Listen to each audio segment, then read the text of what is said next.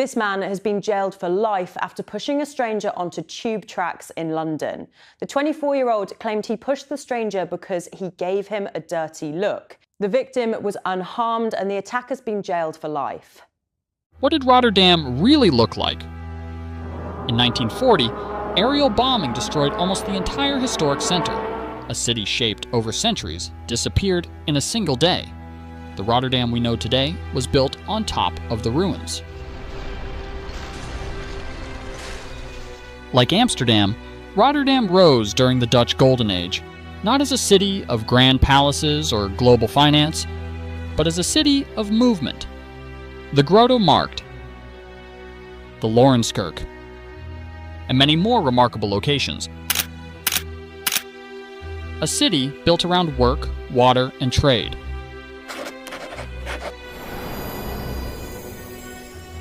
Welcome to History Alive.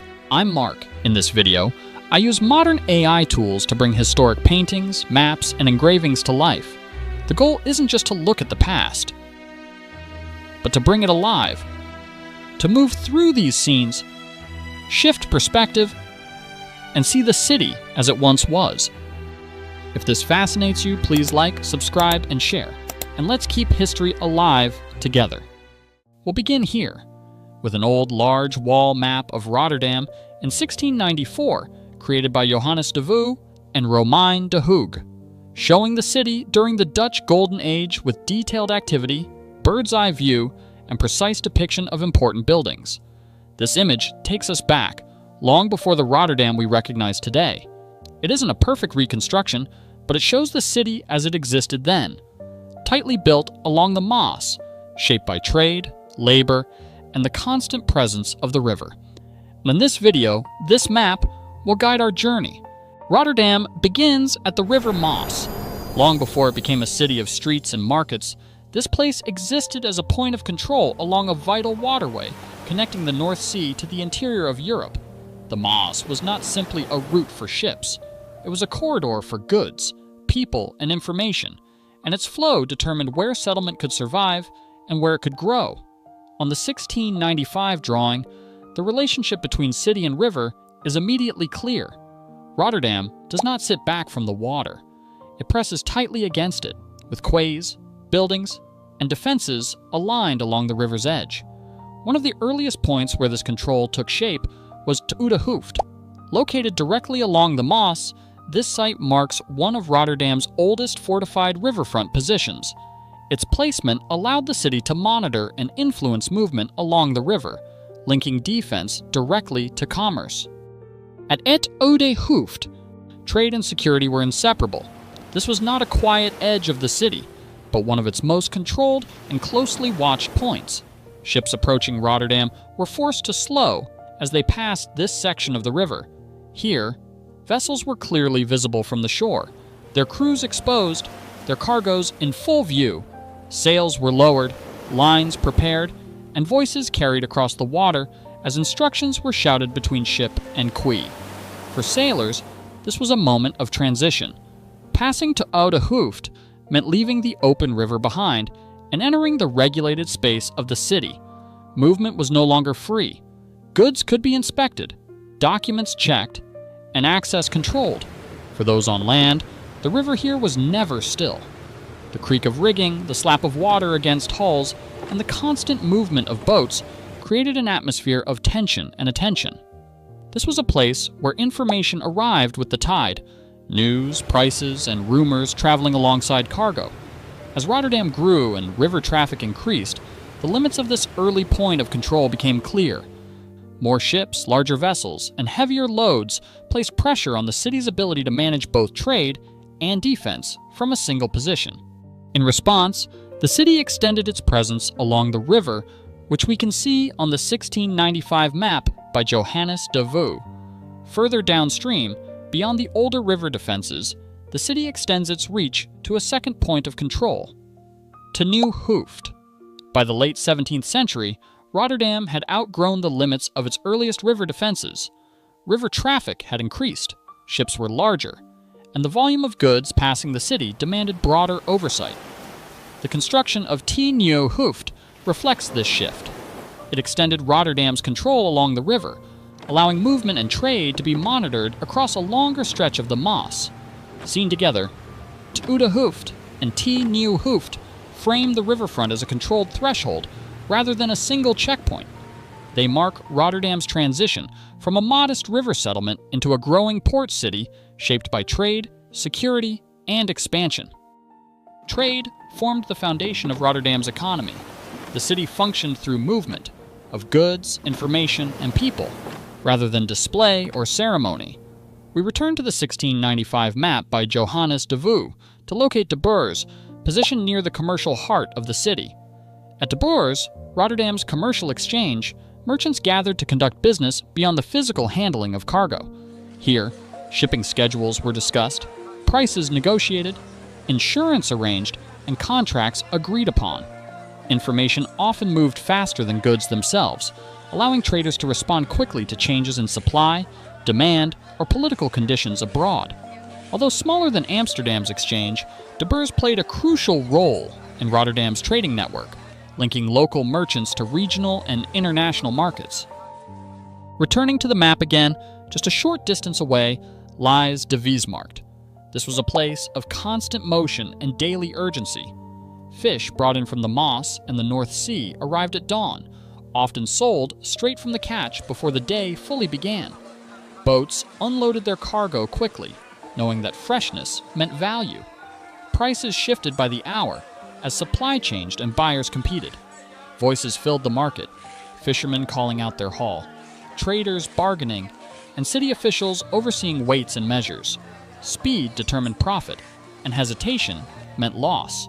De Wijsmarkt supplied Rotterdam's population with fresh food, but it also supported a wider network of fishermen, porters, traders, and market sellers whose livelihoods depended on the rhythm of the river and sea.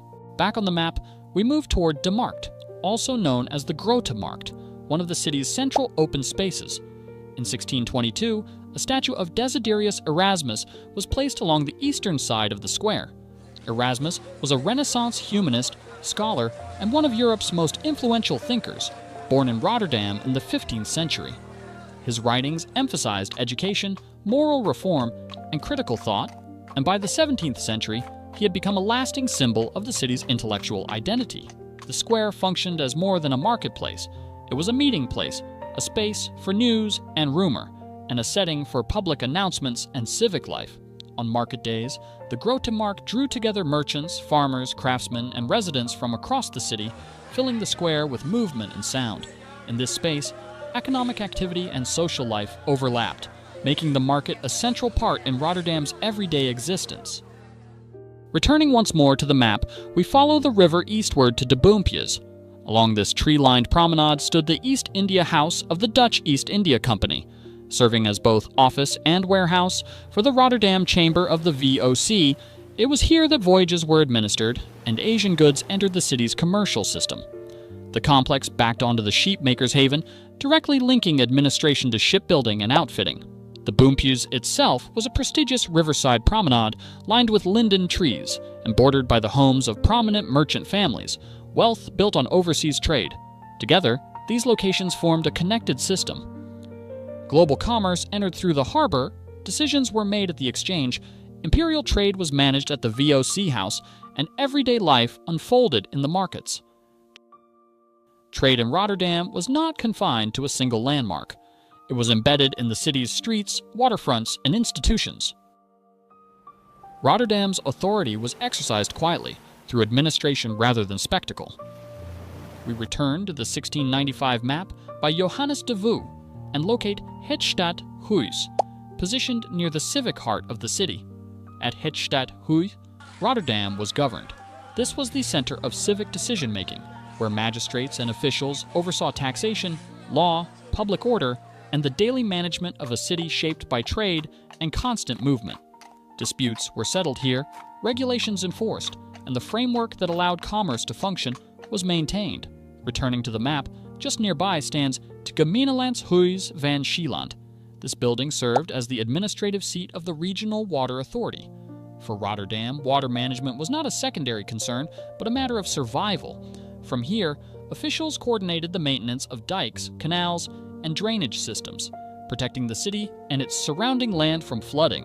In a landscape shaped as much by human intervention as by nature, control over water meant control over the city's future. Back on the map, closer to the river, lies Ete Admiral Tate's Hof.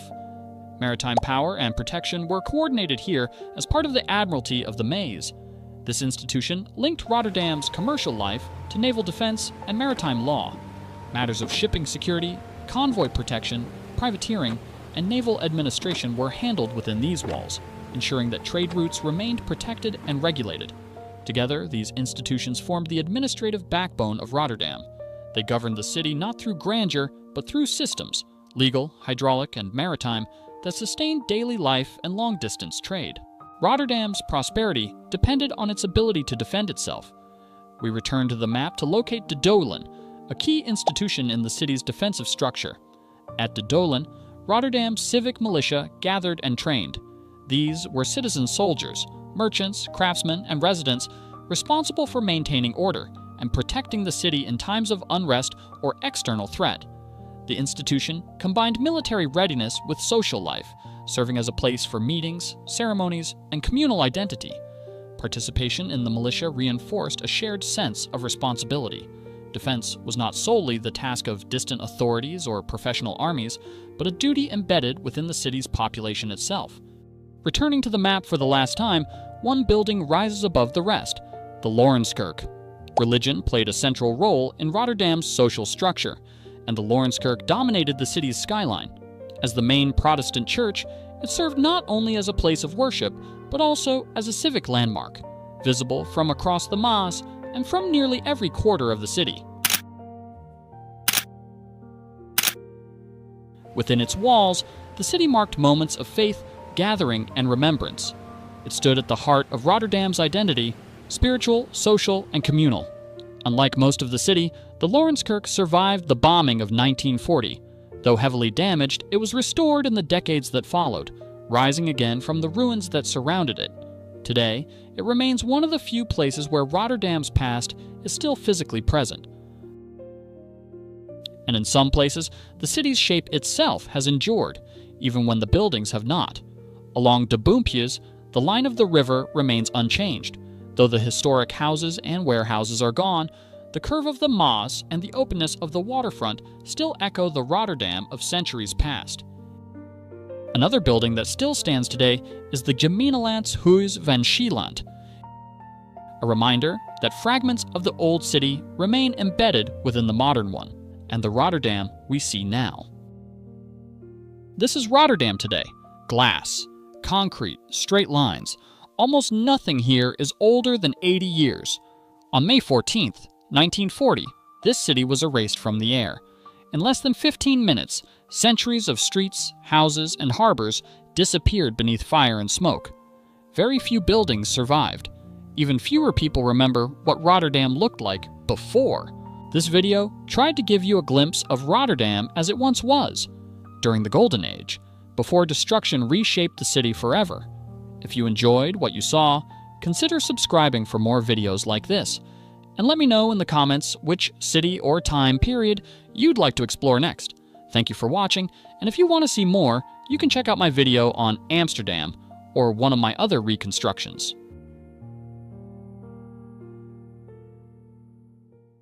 This man has been jailed for life after pushing a stranger onto tube tracks in London.